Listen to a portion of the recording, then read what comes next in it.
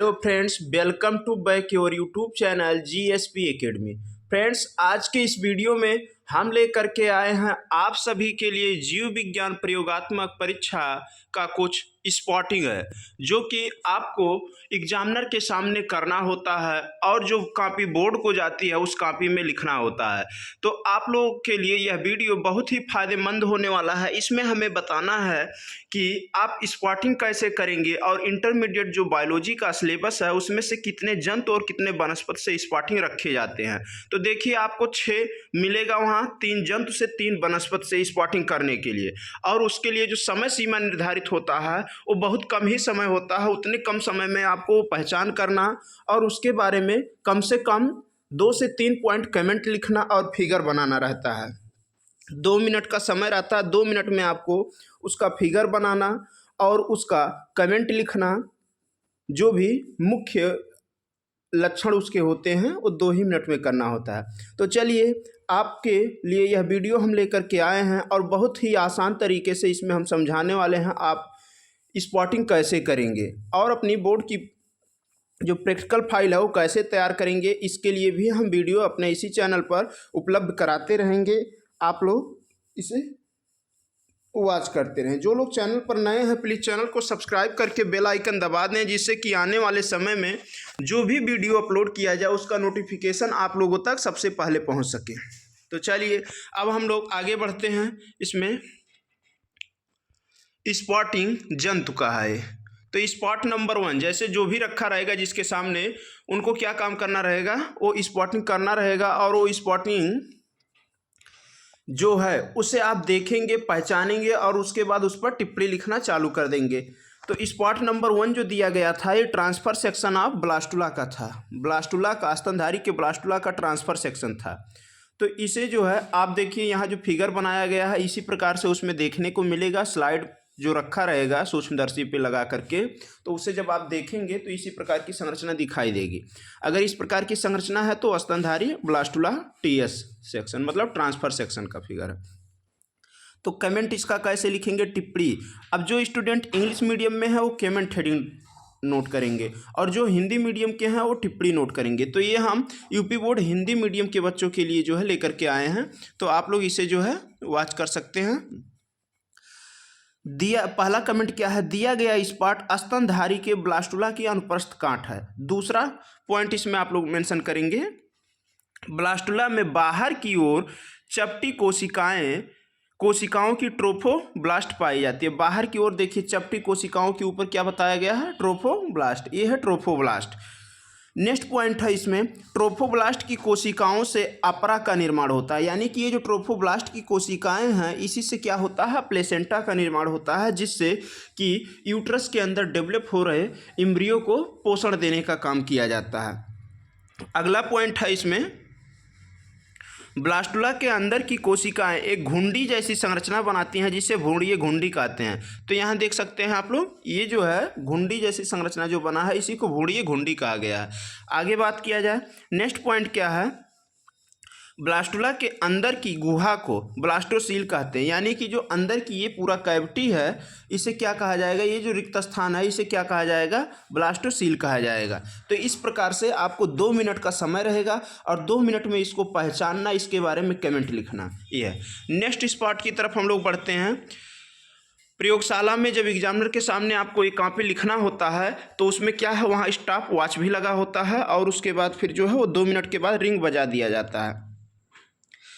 फिर next spot की तरफ आपको बढ़ना पड़ता है। तो नेक्स्ट स्पॉट क्या है जंतु का, ये है मेल एंड फीमेल स्कैरिस, जिससे एस्कैरियोसिस रोग होता है। तो पहला कमेंट इसमें दिया गया स्पॉट एस्कैरिस का है। इसमें नर छोटा व मादा बड़ी होती है। तो आप देख सकते हैं नर और मादा का पहचान यहाँ छोटा और बड़ा से कर लिया गया है। मादा मोटी होती है, नर पतला और छोटा होता है और नर का ये सिरा घूमा भी रहता है जो सूक वाला भाग है। नेक्स्ट पॉइंट है, इसमें नर छोटा व मादा बड़ी होती है। अगला पॉइंट है, इनका शरीर हल्का पीला बेलनाकार और दोनों सिरों पर नुकीला होता है। कहने का मतलब दोनों सिरा जो होता है वो पॉइंटेड होता है और बीच का भाग मोटा होता है। नेक्स्ट पॉइंट है, नर का पिछला सिरा मुड़ा होता है जिस पर मैथुन अंग सूख पाए जाते हैं। नेक्स्ट पॉइंट है, यह मनुष्य की आंत का परजीवी है। इसके नेक्स्ट पॉइंट है, इसके संक्रमण से अपच, पेट दर्द, उल्टी, दस्त आदि होने लगता है। तो कहने का मतलब आप लोग एस्कैरियोसिस के बारे में पढ़े हैं। अगर नहीं पढ़े हैं तो एस्कैरियोसिस यूपी बोर्ड का बहुत ही इंपॉर्टेंट क्वेश्चन बनता है, उसे आप इस चैनल पर अपलोड है, उसे वॉच कर सकते हैं। अधिकांशतः बायोलॉजी से रिलेटेड वीडियो इस चैनल पर उपलब्ध है, आप लोग उसे वॉच कर सकते हैं क्योंकि वह परीक्षा में आपके बहुत ही फ़ायदेमंद या बहुत ही फ़ायदा दिलाने वाला है। और इम्पॉर्टेंट क्वेश्चन का भी एक वीडियो अपलोड है, आप उतना क्वेश्चन अगर तैयार कर लेते हैं तो गारंटी है कोई 97 नंबर से रोक नहीं सकता है। आपका थ्योरी और प्रैक्टिकल मिला करके 97 नंबर से कोई रोक नहीं सकता है बायोलॉजी में, अगर आप उतना पढ़ लिए तो। अगले स्पॉट की तरफ हम लोग बढ़ते हैं। दूसरा हो गया, पहला दूसरा हो गया, तीसरा स्पॉट क्या है, ये है प्लाज्मोडियम। तो स्पॉट नंबर 3 है, दिया गया स्पॉट प्लाज्मोडियम है। प्लाज्मोडियम की स्पोरोजोइट अवस्था का है। नेक्स्ट पॉइंट है इसमें, यह प्रोटोजोआ संघ का एक कोशिकीय प्राणी है। नेक्स्ट है, प्लाज्मोडियम की स्पोरोजोइट अवस्था मनुष्य में संक्रामक होती है। अब आप लोग कमेंट बॉक्स में बताएंगे कि प्लाज्मोडियम के कारण कौन सा रोग होता है। नेक्स्ट पॉइंट है, यह हंसियाकार का होता है। देख सकते हैं ऊपर जो देसी वैरायटी का हंसिया होता है लोहे वाला, उसी टाइप का ये फिगर है इसमें। नेक्स्ट है, इसके संक्रमण से मलेरिया बुखार हो जाता है। देखिए आप लोग को जो क्वेश्चन हम कमेंट बॉक्स में उत्तर देने के लिए बोले उसका उत्तर यहीं मिल गया। नेक्स्ट स्पॉट की तरफ हम लोग बढ़ते हैं। स्पॉट नंबर 4 है, इसमें एंटमीबा हिस्टोलिटिका। तो एंटमीबा हिस्टोलिटिका है। अब दिया गया स्पॉट एक एंटमीबा हिस्टोलिटिका का है। यह मनुष्य में अंतः परजीवी, देखिए इन सब का क्या किया जाएगा, सूक्ष्मदर्शी पे स्लाइड लगा दिया जाएगा। जो भी ऐसे कुछ फिगर हैं जो ट्रांसफर सेक्शन है या बहुत सूक्ष्म है, उनका स्लाइड लगा दिया जाएगा और उस स्लाइड को आप सूक्ष्मदर्शी के द्वारा वॉच करेंगे, देखेंगे। देखने के बाद तत्काल फिगर बनाएंगे और उसका पहचान लिखेंगे क्या क्या है उसमें विशिष्ट लक्षण। तो पहला पॉइंट आप लोग को तो यही मेंशन करना है कि दिया गया स्पॉट एंटमीबा हिस्टोलिटिका का है। नेक्स्ट पॉइंट है, यह मनुष्य में अंतः परजीवी के रूप में पाया जाता है। नेक्स्ट पॉइंट है, इसके कारण पेचिश हो जाती है। नेक्स्ट पॉइंट है, इस रोग में दस्त के साथ खून भी आता है। इस रोग में दस्त के साथ खून भी आता है।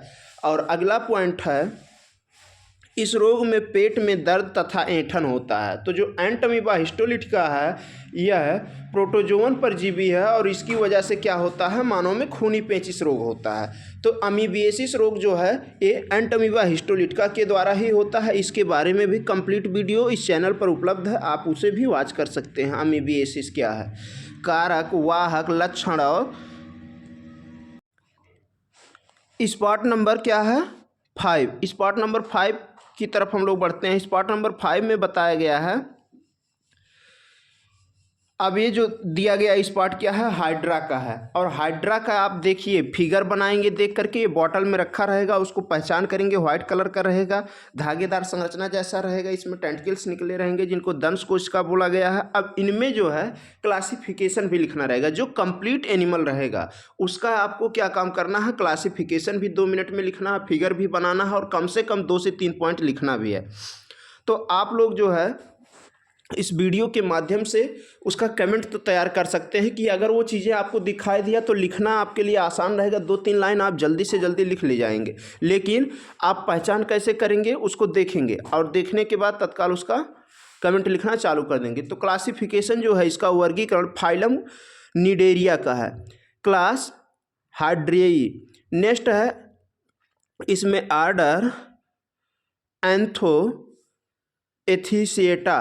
नेक्स्ट है जीनस हाइड्रा और स्पीसीज इसका क्या है, हाइमेनेई ये है।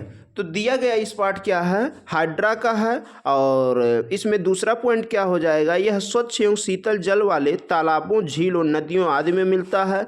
अगला पॉइंट है, हाइड्रा का शरीर महीन सुई के बराबर मोटा और 3 से 4 mm से 1 सेंटीमीटर तक लंबा होता है। अगला पॉइंट इसमें है, हाइड्रा का शरीर महीन सुई के बराबर मोटा, ये हो गया। नेक्स्ट पॉइंट इसमें है, ये दंश कोशिकाओं के द्वारा गमन भोजन ग्रहण एवं शत्रुओं से सुरक्षा में सहायता करती हैं। इनकी जो दंश कोशिकाएं होती हैं इनमें शत्रुओं से रक्षा इनकी करती हैं और गमन में इनमें सहायता प्रदान करती हैं तथा भोजन ग्रहण करने में भी सहायता प्रदान करती हैं। अगला पॉइंट क्या है, इसकी गुहा को क्या कहा जाता है, कोलेंट्रान कहा जाता है। इनकी गुहा को कोलेंट्रान कहा जाता है। ये हो गया हाइड्रा। अगला स्पॉट है स्पॉट नंबर 6। देखिए 6 आप लोगों को करना है, लेकिन हमने क्या किया है, इस PDF नोट में 10 का मेंशन किया है, जिसमें आप लोग को 5 वनस्पति और 5 जंतु विज्ञान का दिया गया है, जिससे कि आप उसमें से आप अच्छे तरीके से तैयार कर सकें। आपको 6 ही करना रहेगा, इस सिलेबस के अकॉर्डिंग हमने बनाया है। तो स्पॉट नंबर 6 क्या है, दिया गया स्पॉट टेस्टिस की अनुप्रस्थ काट है। ये वृषण की अनुप्रस्थ काट है। अगला क्या है, इसमें वृषण के अंदर संयोजी ऊतक में अंतराली कोशिकाएं पाई जाती हैं। नेक्स्ट है वृषण में शुक्रजन नलिका के अंदर शुक्राणु पाए जाते हैं। अगला पॉइंट है इसमें वृषण की सर्टोली कोशिकाएं शुक्राणुओं को पोषण देती हैं। ये इंटरमीडिएट बायोलॉजी में क्या होता है कि 1 नंबर में टिक लगाने वाले में भी आ जाता है, ऑप्शनल क्वेश्चन।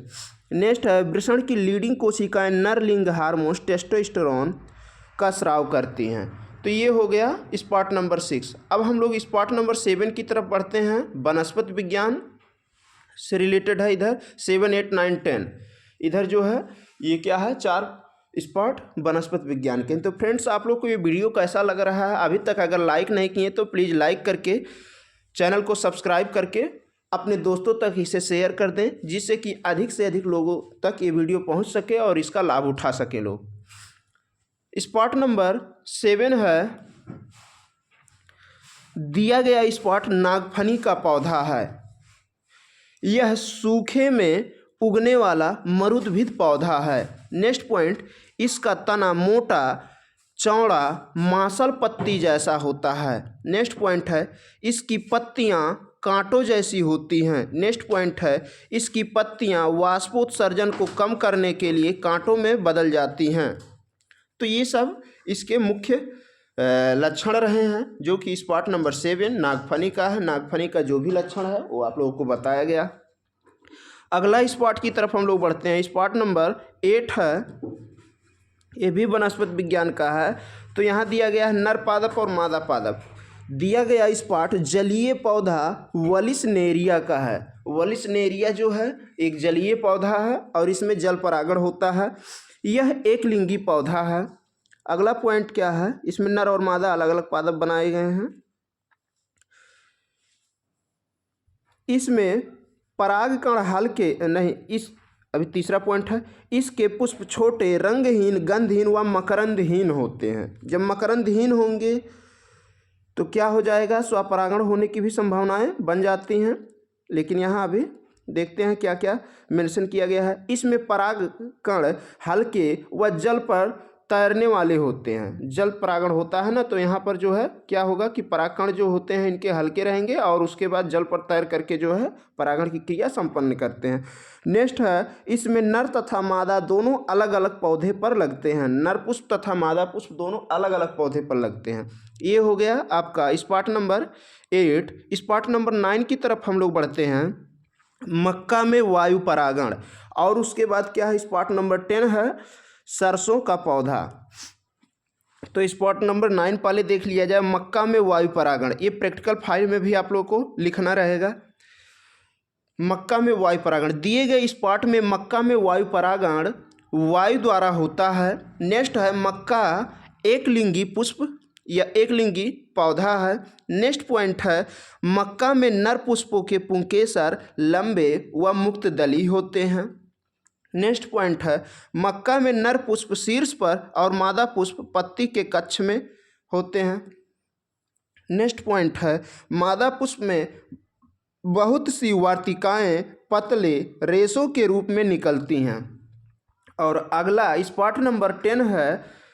स्पॉट नंबर 10 जो है ये दिया गया है सरसों का पौधा। अब इसमें क्लासिफिकेशन करना होगा। तो फाइलम क्या है, प्लांटी है, और क्लास इसका छोड़ दिए हम, ऑर्डर है ब्रैसिकेल्स, और फैमिली है ब्रैसिकेसी, जीनस है ब्रैसिका, स्पीसीज है कैम्प्रेस्टिस, ये है। तो इसमें दिया गया है स्पॉट नंबर 10 जो सरसों का पौधा है। आप देख सकते हैं सरसों का पौधा आप लोग अमूमन देखे होंगे, जिनके यहाँ भी खेती होगा सब इस सीजन में सरसों का पौधा देख रहे होंगे, गेहूं का पौधा, सरसों का पौधा देख रहे होंगे। तो दिया गया स्पॉट क्या है, सरसों का पौधा है। यह शाकीय पौधा है, इससे तेल प्राप्त होता है। इसमें 6 पुंकेसर होते हैं। 5वां पॉइंट है मूल विकसित प्राथमिक तथा द्वितीयक के रूप में पाई जाती है। कहने का मतलब जो इसमें जड़ होता है वो विकसित होता है और प्राथमिक तथा द्वितीयक जड़ों के रूप में मिलता है। और अगला पॉइंट क्या है, यह रबी की फसल है। रबी की फसल है, आप लोग ज्योग्राफी में पढ़े होंगे फसल, और फसल कितने प्रकार के होते हैं, तो 3 प्रकार की फसलें होती हैं, रबी की फसल, जायद की फसल, खरीफ की फसल। इस प्रकार से 3 प्रकार की फसलें पाई जाती हैं। तो ये था आप लोग का स्पॉटिंग। आप लोगों को ये वीडियो कैसा लगा आप कमेंट करके ज़रूर बताएं। चैनल पर अगर नए हैं तो प्लीज़ चैनल को सब्सक्राइब करके बेल आइकन दबा दें। इस चैनल के माध्यम से हम आप सभी के लिए रोजगार से संबंधित अपडेट, जैसे कस्तूरबा गांधी में वैकेंसी कौन कौन से ज़िले में आ रहा है, ईसीसी एजुकेटर की वैकेंसी कहाँ कहाँ आ रहा है, इसके साथ ही साथ अन्य वैकेंसियों की जानकारी भी इस चैनल के माध्यम से देते रहते हैं। और यूपी बोर्ड से संबंधित आप लोगों को जो भी बोर्ड का ऑथेंटिक न्यूज़ रहता है उसको भी इस चैनल के माध्यम से दिया जाता है। इसलिए आप लोग चैनल पर बने रहें, चैनल को सब्सक्राइब करके बेल आइकन दबा दें, जिससे कि जो भी नए नए वीडियो अपलोड किया जाए या जो भी वीडियो अपलोड किया जाए, चाहे जिस इन्फॉर्मेशन से संबंधित हो, उसका नोटिफिकेशन आप लोगों तक सबसे पहले पहुँच सके। मिलते हैं पुनः नेक्स्ट वीडियो में नेक्स्ट कंटेंट के साथ। तब तक के लिए जय हिंद, वंदे मातरम। Thanks for watching my video. Thank you.